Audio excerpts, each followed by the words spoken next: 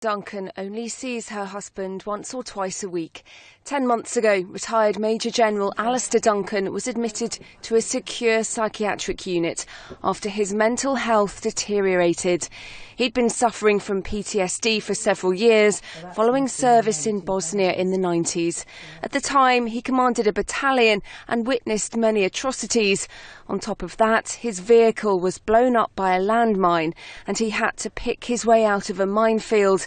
Events which left him with a mild brain injury and later PTSD.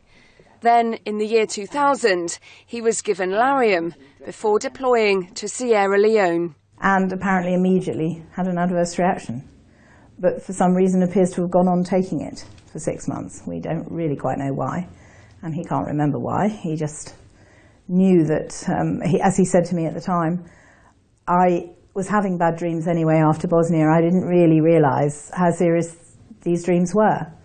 And I think it's fair to say that some people are so affected, they don't realise how badly affected they are. So that's the sort of beginning of it. So he doesn't remember whether he had a sit-down one-to-one with a doctor to go through his history before he was given it, or warnings about I can't imagine he had a sit-down that went through his military medical file, because marked on his medical file is the question mark of PTSD after Bosnia. It's only scrawled on there, PTSD question mark, but that should have meant that he wasn't given it anyway. Both Ellen and her husband believe his condition was made worse by the Lariam, also known by the drug's name mefloquine. His reactions are like PTSD, and yet there's an element that this sudden rage, absolute sudden, and they call it a meth rage, a mefloquine rage. It's it comes out of the blue, and from what we've been told by our private consultants, that he's got this activity, brain activity in the limbic system, which is to be the area known to be affected by Lariam.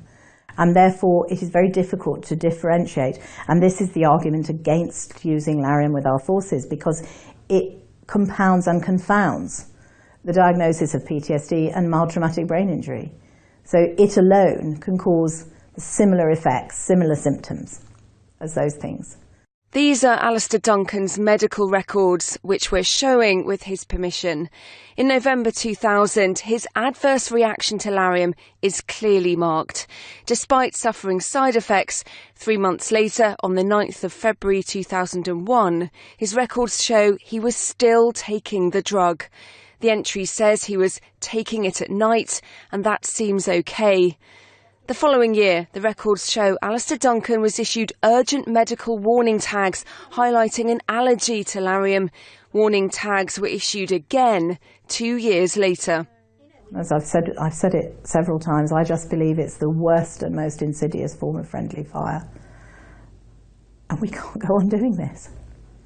Ellen believes there are others like her husband who are suffering from a complex mix of PTSD and Lariam toxicity going untreated. And that's not right. And the most vulnerable, especially those at risk of suicide, are left out there floating in the wind, really. And of course, Lariam is known to be a suicide pill. And I mean, I know that from our own experience, because that has been an issue. Alastair's a very, very, very strong man, and he has not given in to those impulses, but they have been there, very, very clearly. So many men are not as lucky. And I just feel for the wives too, because living with somebody this unpredictable is very hard. And people don't understand, these are not violent people, these are wounded people. And it's too easy to say, oh yeah, well, they were like that, or they were, their childhood was such, or that. It's too easy.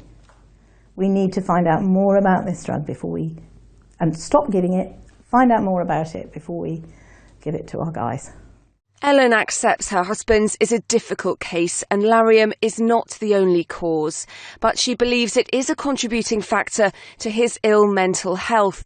She has this message for the Surgeon General, the British military's most senior medical officer. I would advise him to stop using this drug until we know exactly what sort of time bomb we're putting into people. I don't think it's his fault. Policy's not made by him, but he is the figurehead who takes responsibility for that. So I believe he should say, stop now and see what's going on. See what's happened to these young men with complex case, that are there in the system at the moment, who are not being treated right. So he needs to think about this. It's not worth it.